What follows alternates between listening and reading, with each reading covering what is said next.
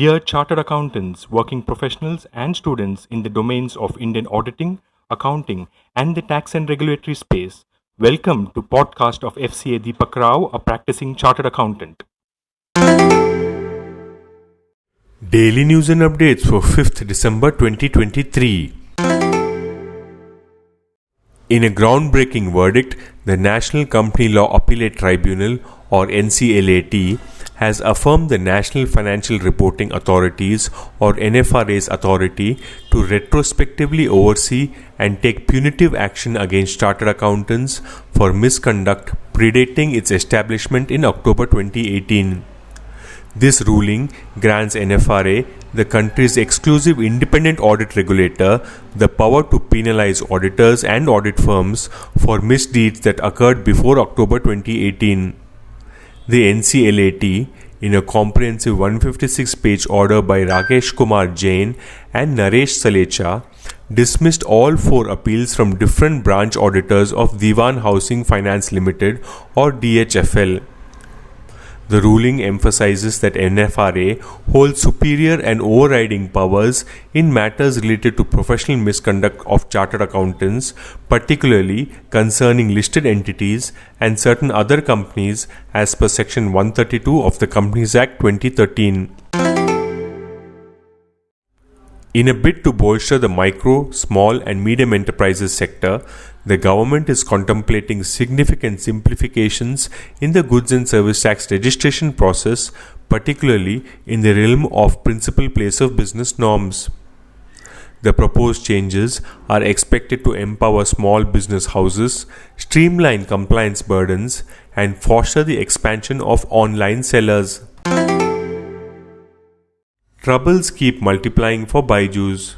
As the troubled edtech firm continues to grapple with a severe cash crunch, it may have to explore the possibility of using a portion of the proceeds from the planned sale of its unit Epic to sustain operations at Think and Learn.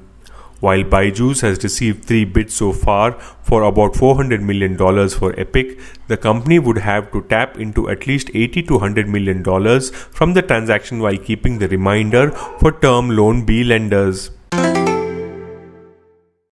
Securities Appellate Tribunal, or SAT, has overturned the decision made by the Securities and Exchange Board of India against Mukesh Ambani and his company Reliance Industries Limited.